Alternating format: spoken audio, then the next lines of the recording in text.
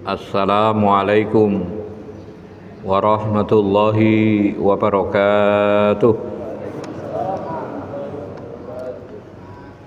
Alhamdulillahilladzi anzala as-sakinata fi qulubil mu'minin liyastadu imanan ma'a imanihim walillahi junudus samawati wal ard wa kana Allahu aliman hakima. Ashhadu an la ilaha illallah wahdahu la syarikalah wa ashhadu anna Muhammadan abduhu wa rasuluhu alladzi la nabiyya ba'dah. Allahumma sholli wa sallim wa barik ala nabiyyina Muhammadin wa ala alihi wa ashabihi ajmain, amma ba'du. Ayyuhal hadirun usikum wa iyaya bitaqwallah faqad fazal muttaqun. Qala Allah Ta'ala fil Qur'anil Karim, a'udzu billahi minas syaitonir rajim. Ya ayyuhalladzina amanu ittaqullaha haqqa tuqatih wa la tamutunna illa wa antum muslimun. Ya ayyuhan nasu taqu rabbakum alladzi khalaqakum min nafsin wahidah wa khalaqa minha zawjaha wa bassa minhuma rijalan katsiran wa nisaa'a wattaqullaha allati tasaaluna bihi wal arham innallaha kana 'alaikum raqiba. Wa qala aidan laqad ja'akum rasulun min anfusikum azizun 'alaihi ma 'anittum harisun 'alaikum bil mu'minina raufur rahim. Wa qala Rasulullah sallallahu alaihi wasallam, man la yarhamin nas la yarhamhullah. Al hadis au kama qala. Ibu-ibu, bapak-bapak yang berbahagia, monggo kita mulai dengan bacaan basmalah bersama-sama. Bismillahirrahmanirrahim. Tema kita pada malam ini adalah mengenal sifat Rasulullah Sallallahu Alaihi Wasallam. Mungkin sekitar 5 hari yang lalu, Pak G. Mungkin di masjid-masjid itu kan banyak yang mengadakan perayaan Maulid. Jadi memperingati hari kelahiran Rasulullah Muhammad Sallallahu Alaihi Wasallam. Insyaallah para ulama sepakat, Pak, bahwa memperingati hari kelahiran Nabi itu hukumnya mubah. Mubah itu artinya dilakukan ya tidak apa-apa, tidak dilakukan ya tidak apa-apa. Dengan adanya maulid itu setidak-tidaknya kita itu jadi tahu, Pak, Nabi Muhammad itu dilahirkan hari apa, dilahirkan tanggal berapa, dan dilahirkan tahun berapa. Mungkin banyak ya, di antara anak-anak kita atau mungkin keluarga kita yang tidak tahu Nabi itu dilahirkan kapan, Nabi itu dilahirkan hari apa. Mungkin banyak orang yang nggak tahu. Terlepas dari itu semua, Pak nggih, jadi malam ini saya ingin menyampaikan kepada panjenengan semua dengan tema mengenal sifat Rasulullah Muhammad Sallallahu Alaihi Wasallam. Sebetulnya sifat-sifat Nabi, Pak, sifat-sifat Nabi yang dimuat di dalam Al-Quran itu insya Allah amat sangat banyak, Pak. Tapi malam ini saya menyampaikan sebagian mawon, Jenengan bisa membuka di dalam Al-Quran surah At-Taubah, surah nomor 9, ayatnya ayat nomor 128. Allah Subhanahu wa Ta'ala berfirman kepada kita, A'udzu billahi minasyaitonir rajim. Bismillahirrahmanirrahim.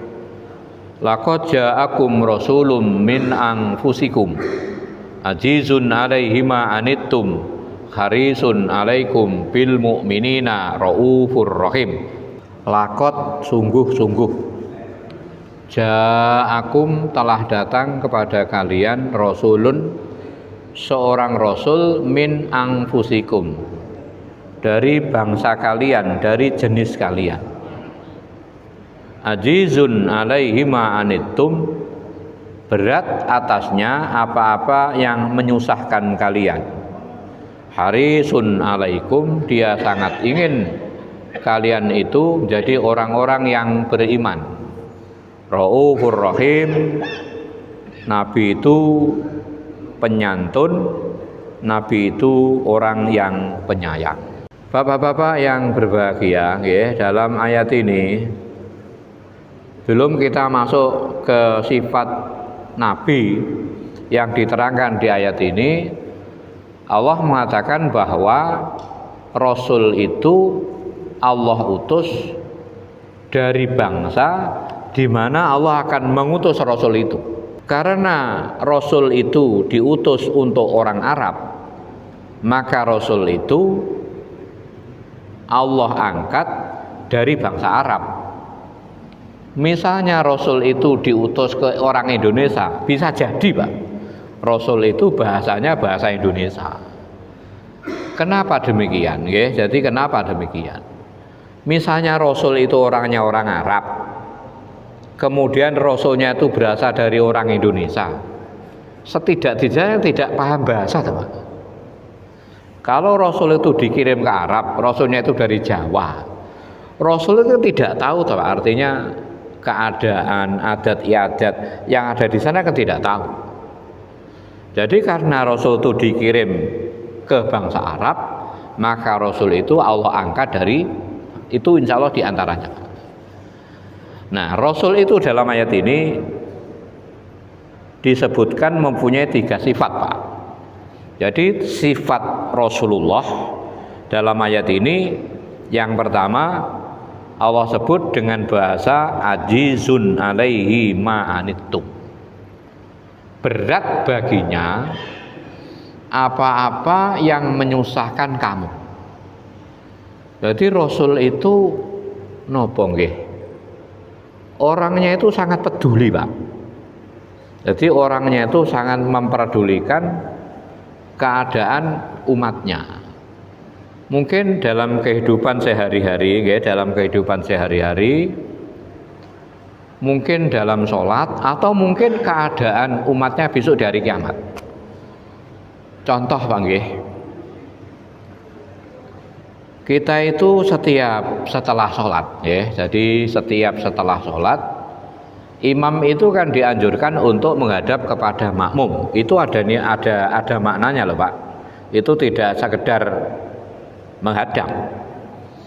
Jadi menghadapnya imam kepada makmum itu tujuannya supaya imam itu mengetahui kira-kira di antara makmumnya itu yang tidak datang siapa.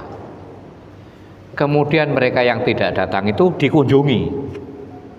Jadi peduli Pak. Ini insyaallah di Surabaya itu kan pernah ada Ustadz yang namanya Ustadz Satar Masjid loh, Namireng. Satar Masjid itu tempatnya di Bubutan, di selatannya Tugu Palamut, ingat saya. Di masjidnya Pak Satar itu Pak, masjidnya Pak Satar itu setiap Jumat Pak. Jadi setiap Jumat itu jamaah itu silaturahim keliling Pak.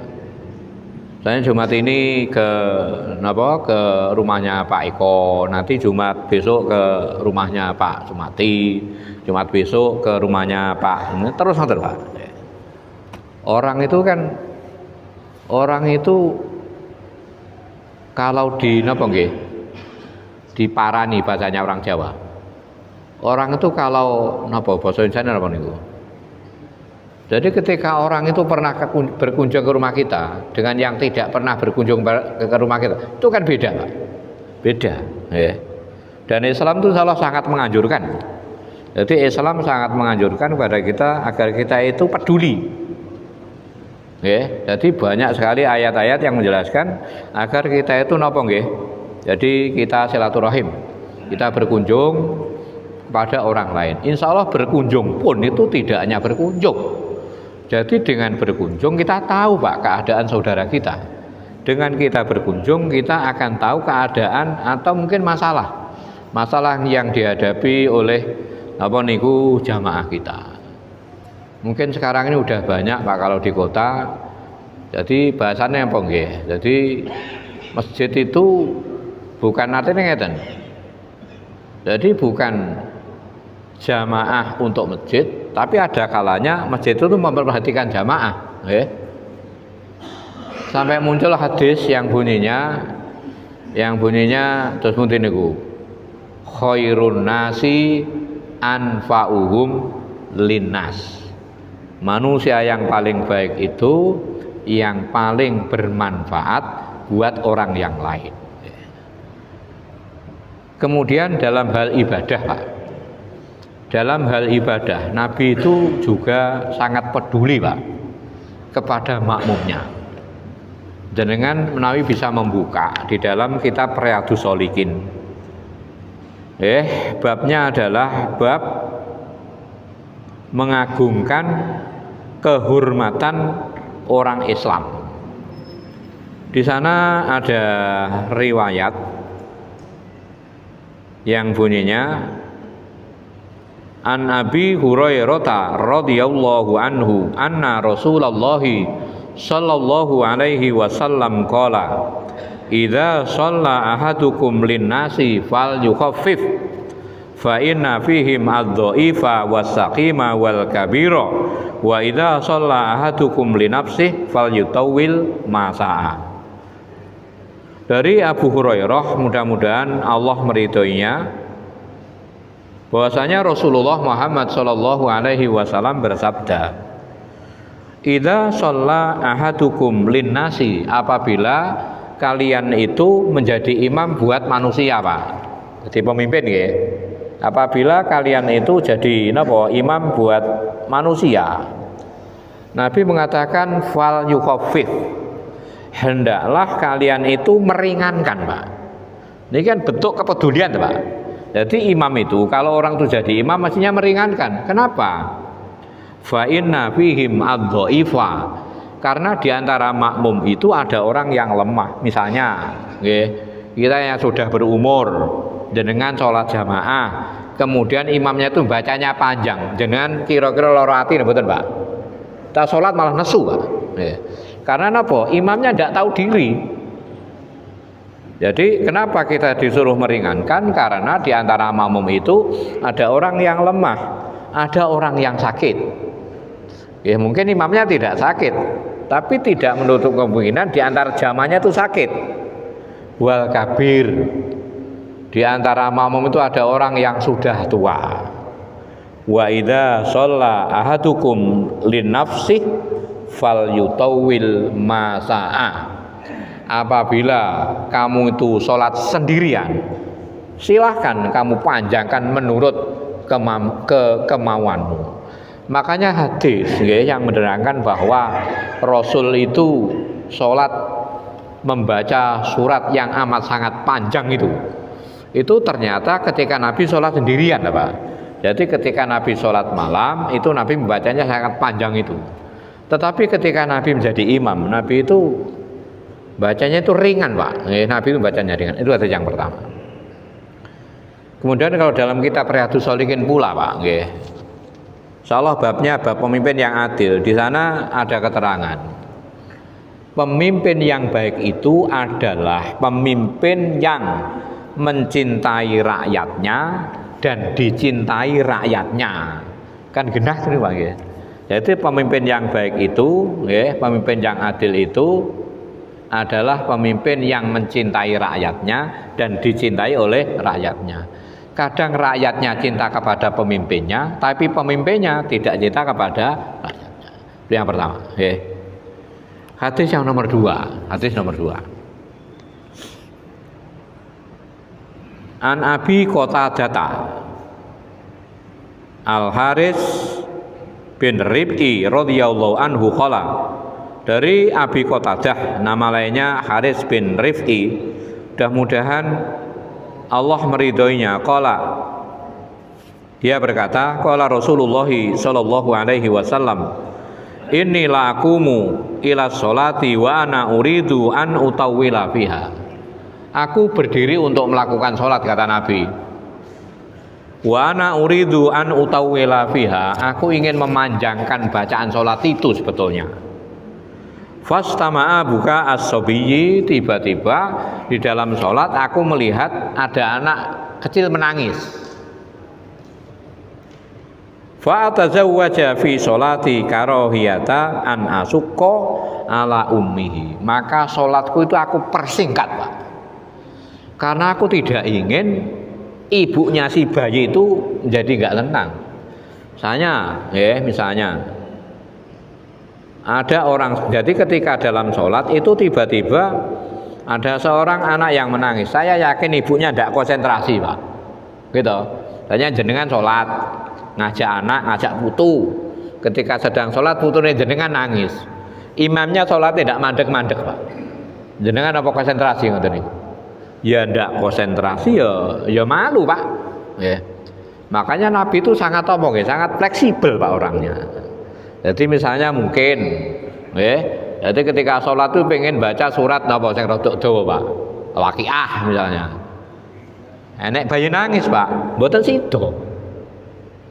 Dari sini insyaallah bisa diambil kesimpulan bahwa orang yang sholat itu misalnya, jadi berganti surat itu boleh, atau menghentikan surat, menghentikan bacaan di tengah-tengah ayat boleh. Jadi Nabi ingin memperpanjang karena melihat ada anak yang nangis, oleh Nabi dipersingkat. Ibu-ibu, bapak-bapak, hadirin wal hadirat yang berbahagia, Imam Ibnu Katsir di dalam tafsirnya ketika menjelaskan ayat ini, beliau menulis dua riwayat. Yang pertama berbunyi bu'istu bil hanifiyati as-samhati, aku diutus dengan membawa Islam yang hanif, yang lembut, as-samhati, lagi penuh dengan toleransi. Orang sholat itu kalau bisa ya berdiri, tidak bisa berdiri ya duduk, tidak bisa duduk ya berbaring, tidak bisa berbaring apa? Kedep, mengedipkan mata, tidak bisa ya disolati. Luas, Pak, agama Islam itu. Yang membuat sulit itu ya kita sendiri.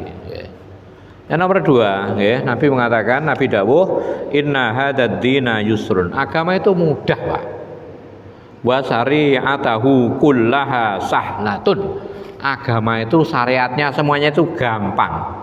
Samhatun kamilatun, toleransinya sempurna, Pak.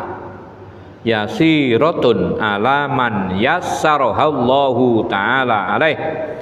Agama itu dimudahkan, agama itu mudah bagi orang-orang yang dimudahkan oleh Allah Subhanahu wa Ta'ala.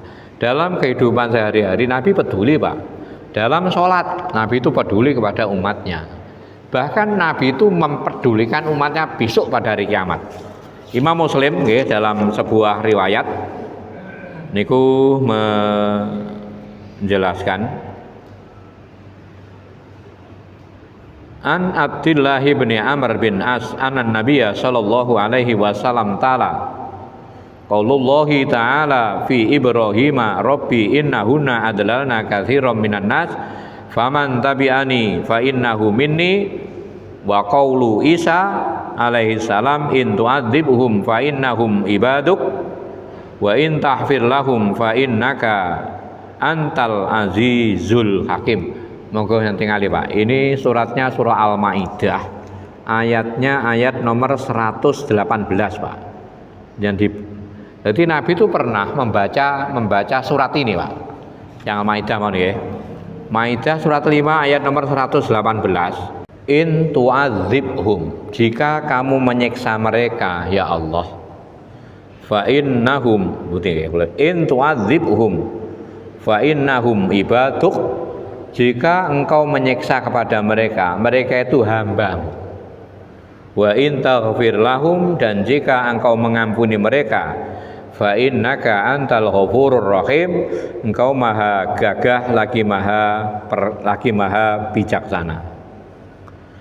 Nabi ketika membaca ayat ini Pak, Nabi mengangkat kedua tangannya, Allahumma ummati. Ya Allah umatku. Ya Allah umatku. Wabaka kemudian Nabi menangis Pak. Jadi ketika Nabi membaca ayat ini, ya Allah kalau engkau siksa mereka, mereka itu adalah hamba-Mu. Kalau engkau mengampuni mereka, karena engkau itu maha gagah lagi maha perkasa. Lagi maha bijaksana. Nabi mengangkat kedua tangannya, kemudian Nabi menangis. Faqala Allahu azza wa jalla, ya Jibril idhab ila Muhammad. Ketika Nabi menangis itu, Allah mengutus kepada malaikat Jibril. Jibril, datangi Muhammad. Fasalahu ma yukihi, kamu tanya apa yang menyebabkan dia itu menangis. Maka Jibril pun datang kepada Nabi Muhammad bertanya. Jadi Jibril datang kepada Nabi Muhammad, wa atahu Jibrilu fasalahu wa akhbara Rasulullah sallallahu alaihi wasallam bima qala faqala Allah taala. Kemudian Jibril datang tanya kepada Nabi, dijawab oleh Nabi, kemudian napa niku faqala Allah taala ya Jibril idhab ila Muhammad, dan Jibril balik lagi katakan kepada Nabi, ya Jibril, inna sanurdika fi ummatika wala nasu'aka. Muhammad, aku ridho kepada umatmu dan aku tidak akan berbuat jelek kepada umatmu. Jadi Nabi itu napa nggih bahasanya? Ajizun alaihi ma'anittum. Nabi itu peduli kepada umatnya Pak. Misalnya masjid itu peduli Pak, insyaallah rame Pak jamaahnya. Misalnya imam itu peduli kepada makmumnya, itu insyaallah masjid itu kan kelihatan kelihatan kompak Pak. Kita yang sering lihat itu kan tahsabuhum jami'an wa qulubuhum satta. Kelihatannya jadi satu, tapi sebetulnya hati mereka itu bercerai-berai. Makanya Nabi itu kan mengatakan, Nabi mengatakan, masalul mu'minina fi tarahumihim wa tawadduihim kama salil jasadil wahid idza staka minhum udwun tada asairu jasadihi bisahari wal huma. Jadi perumpamaan orang Islam itu dalam hal berkasih sayang, dalam hal saling mencintai, kama salil jasadil wahid, itu seperti satu tubuh Pak. Idza staka minhum udwun, apabila salah satu organ tubuhnya itu sakit, tada asairu jasadi bisahri wal huma, itu akan menjalar semuanya Pak. Ketika orang sakit gigi, salah yang merasakan sakit tidak hanya giginya Pak, semua organ tubuhnya akan merasakan sakit. Akan indah sekali apabila keberadaan umat Islam itu seperti itu. Masjid itu bisa seperti itu, Jadi ada sikap dan sifat saling peduli antara takmir dan jamaah, antara imam dan makmum ataupun sebaliknya. Itu yang pertama Pak, yang perlu kita contoh dari Nabi kita Muhammad sallallahu alaihi wasallam. Makanya sahabat Nabi itu rata-rata militan Pak. Jadi sahabat Nabi itu rata-rata orangnya itu memang betul-betul Pak membela Kanjeng Nabi itu. Contoh seorang sahabat yang bernama Mus'ab bin Umair itu, dia kan rela Pak meninggalkan kekayaan dari orang tuanya karena bilani agama Islam. Sahabat yang bernama Senteniku yang dipukuli gara-gara dia mengucapkan 2 kalimat syahadat itu. Yang ibunya Ammar bin Yasir, dia sampai rela Pak, dia sampai rela syahid. Karena bentuk kecintaannya kepada Rasulullah Muhammad SAW, bentuk kecintaannya kepada agama Islam. Itu yang pertama Pak. Yang nomor 2, sifatnya Nabi itu adalah harisun alaikum bil mu'minin Pak. Nabi itu sangat ingin apabila manusia pada umumnya atau orang Arab pada khususnya itu menjadi orang yang beriman. Moga Pak Eko yang tingali dalam Al-Qur'an suratnya surah Al-Kahfi. Al-Kahfi itu surat nomor 18, ayatnya ayat nomor 6.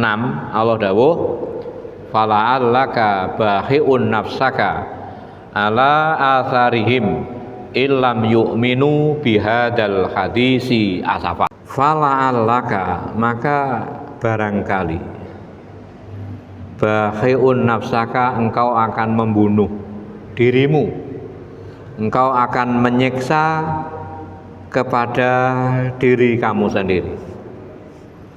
Fala'allaka bakhi'un nafsaka, maka barangkali kamu itu akan membunuh kepada diri kamu sendiri, mencelakakan diri kamu sendiri. Jadi karena Nabi itu nopo nggih, mikir umatnya itu terlalu banter, Pak. Nabi itu ingin agar umatnya itu beriman, tapi nyatanya mereka tidak beriman. Mikirnya Nabi itu nopo nggih, keterlaluan, Pak. Sampai sakit. Orang itu kan yang menyebabkan orang sakit itu diantaranya karena kebanteran mikir, Pak. Nggih. Tapi sakitnya Nabi itu, nggih, sakitnya Kanjeng Nabi itu karena memikirkan supaya umatnya, supaya orang Quraisy ketika itu menjadi orang yang beriman. Bapak-bapak yang berbahagia, makanya ngeten nggih. Jadi dalam dakwah, Pak. Dalam dakwah itu kita kan nggak boleh mengharuskan orang itu ikut, gitu. Allah dawuh, fadzakir innama anta mudzakir. Berikan peringatan. Tugasmu itu hanya memberi peringatan. Misalnya ketika kita mengajak seseorang, ya. Jadi ketika kita mengajak, kita mengharuskan orang yang kita ajak itu mau. Kemudian orang yang kita ajak itu tidak mau, kita kan jadi sakit hati, toh. Ya. Makanya perlu kita tanamkan, ya, perlu kita tanamkan kepada diri kita, ya. Jadi tugas kita itu hanya mengajak. Mau ya alhamdulillah, tidak mau ya mudah-mudahan mau, ngoten mangke. Bapak-bapak yang berbahagia, nggih. Ini kalau di dalam hadis, Pak. Jenengan menawi pernah dengar. Jadi ketika Nabi ke kota Thaif, Nabi itu kan dilempari batu, Pak. Jadi konon kabarnya, Pak, Thaif itu kan menawi jenengan dikatakan mereka lebih paham, Pak. Thaif itu katanya itu adalah daerah yang sangat subur di daerah Madinah, itu, Pak. Lah orang-orang Thaif itu ketika menanam sesuatu itu bibitnya itu dari Madinah. Jadi mikirnya Kanjeng Nabi, karena orang Thaif itu punya hutang budi, punya hutang jasa dari orang Madinah. Nanti kalau Nabi itu ke Thaif, itu akan disambut dengan apa? Dengan baik. Tapi nyatanya ketika Nabi ke Thaif, Nabi malah disambut dengan lemparan batu itu.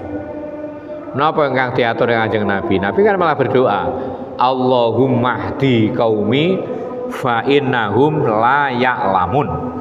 Ya Allah, berikan petunjuk kepada kaumku, fa innahum la ya'lamun, karena mereka itu belum mengetahui. Nabi dilempari batu, Pak. Dia mendoakan. Monggo kita evaluasi, kita bertanya kepada diri kita.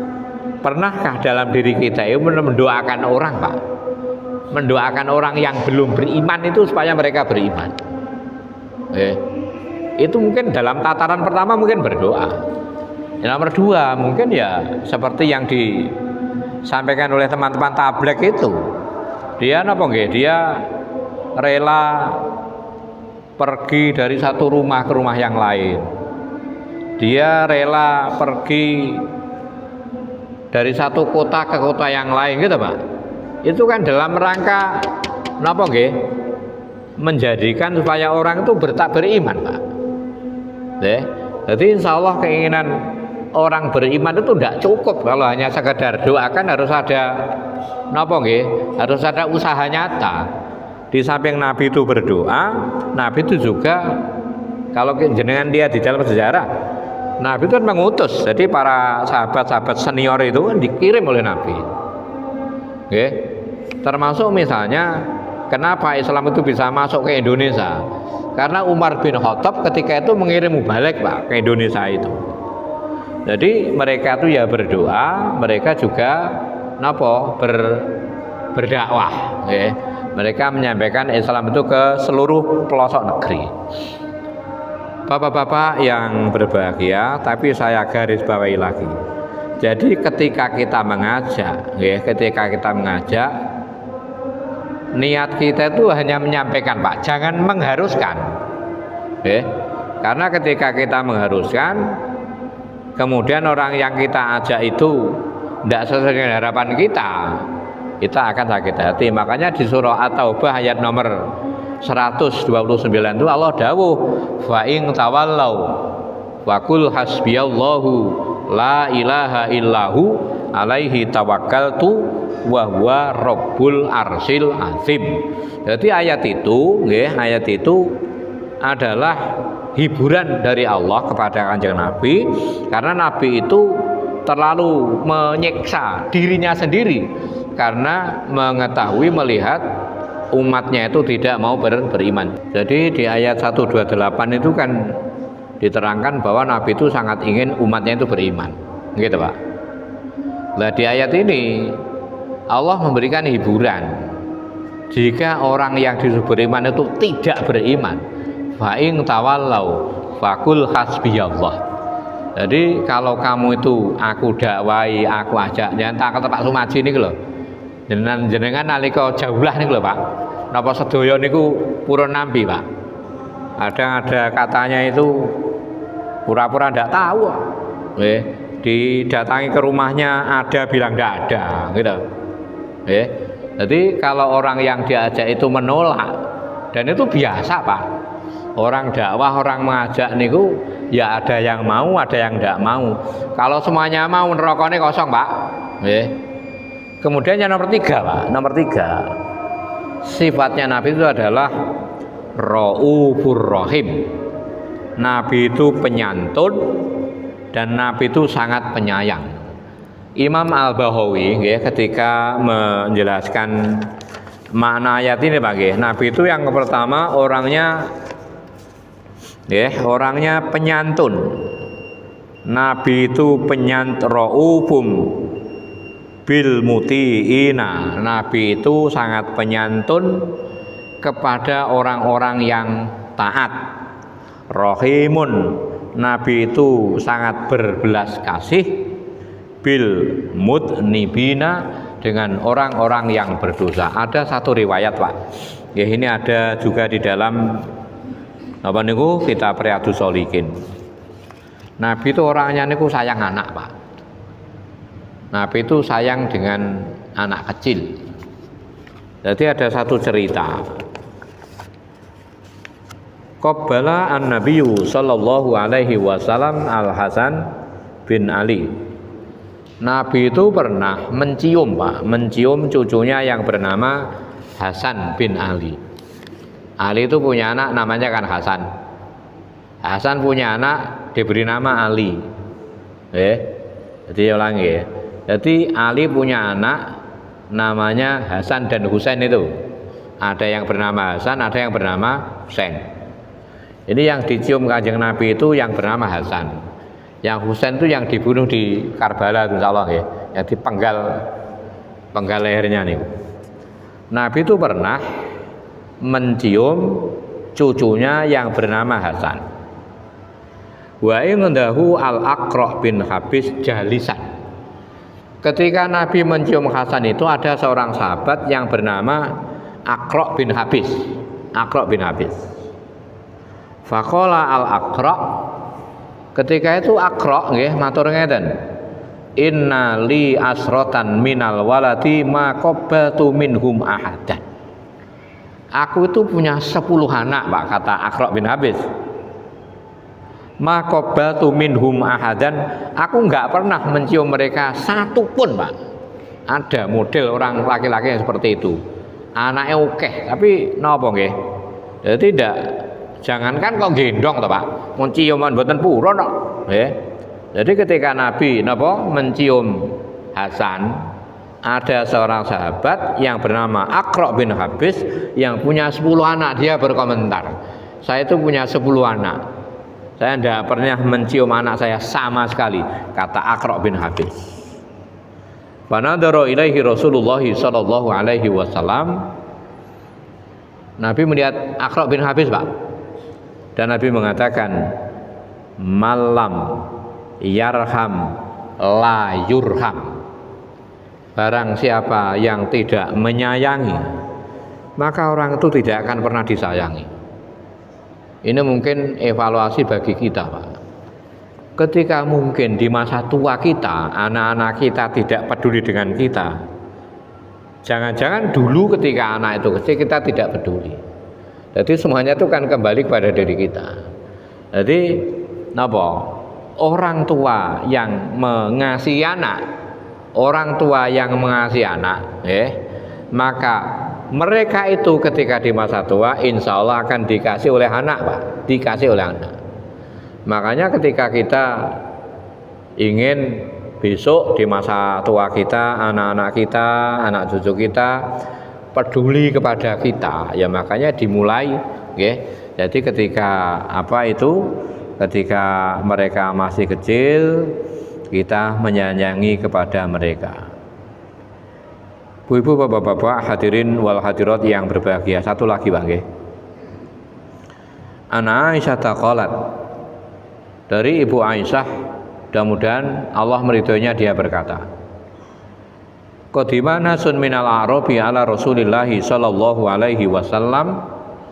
Suatu ketika datang orang Arab kepada Nabi. Waqalu, kemudian orang-orang itu mengatakan, atuqabbiluna sibyanakum, atuqabbiluna sibyanakum, apakah kami harus mencium anak-anak kami? Apakah kami harus menyayangi anak-anak kami? Qala, Nabi menjawab, na'am, ya, iya. Lakinna wallahi, faqala Rasulullah sallallahu alaihi wasallam, awa amliku in kana Allahu naza'a min qulubikum ar-rahmah. Tetapi demi Allah, tidaklah kita mencium. Artinya orang tua yang memang tidak menyayangi pada anaknya, Pak. Ketika Allah mencabut rasa kasih sayang, Pak. Jadi ketika Allah mencabut rasa kasih sayang dalam hati kita, apa kita bisa menghalangi? Artinya dalam hadis ini kita itu dianjurkan berkasih sayang kepada sesama manusia. Bahkan ada riwayat orang masuk surga gara-gara kucing itu, Pak.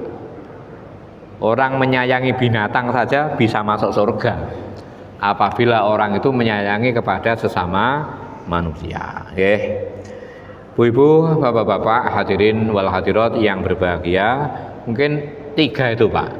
Jadi yang disebutkan di dalam ayat ini mengenai sifat Rasulullah. Yang pertama, Nabi itu sangat peduli kepada umatnya, Nabi itu sangat peduli kepada jamaahnya, Nabi itu sangat peduli kepada sahabat-sahabatnya.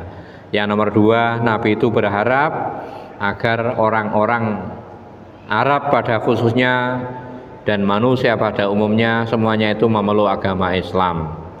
Yang nomor 3, Nabi itu menyayangi, berkasih sayang kepada sesama muslim. Mungkin yang lebih terkenal lagi, Nabi itu selalu memberi contoh, Pak. Laqad ja'akum rasulun min anfusikum, laqad kana lakum Rasulullah, laqad kana lakum fi Rasulillahi uswatun hasanatun liman kana yarjullaha wal yaumal akhir wa dzakarallaha katsira. Itu kalau dalam sejarahnya, Pak. Itu tuh turun ketika terjadi perang Ahzab. Perang Ahzab dinamakan perang Ahzab karena pada saat itu perang Ahzab atau perang Parit, Pak. Perang Parit karena orang-orang munafik, orang Yahudi ketika itu bersekutu dengan orang kafir Quraisy untuk menyerang Kanjeng Nabi. Makanya perang itu dinamakan perang Ahzab. Nah, di saat perang itu kan seorang sahabat yang bernama Salman Al-Farisi itu kan punya ide untuk membuat parit itu Pak di utara kota Madinah insya Allah. Jadi perang Khandaq atau perang parit atau nama lainnya perang Azab. Jadi ketika perang itu kan para sahabat dalam kondisi lapar Pak. Mereka itu mengganjal perutnya dengan satu batu. Ternyata Kanjeng Nabi itu mengganjal perutnya itu dengan 2 batu. Artinya apa? Laparnya para sahabat tidak sebanding dengan laparnya Kanjeng Nabi. Jadi Nabi itu memberi contoh Pak. Bukan sahabatnya lapar Nabi kenyang mboten ngoten. Salah niku Pak nggih ingkang saged kula aturaken yang bisa saya sampaikan pada saat ini. Mudah-mudahan kita semua bisa meneladani sifat-sifat Rasulullah sehingga masjid kita, jamaah kita, teman-teman kita itu akan saling menyayangi, akan bisa semakin banyak dan kita semua bisa berkumpul di surganya Allah Subhanahu wa taala. Amin. Amin. Allahumma amin. Monggo kita tutup dengan doa kafaratul majlis. Hanakallahumma wa bihamdika asyhadu an la ilaha illa anta astaghfiruka wa atubu ilaik wal afu minkum wa khairan. Assalamualaikum warahmatullahi wabarakatuh.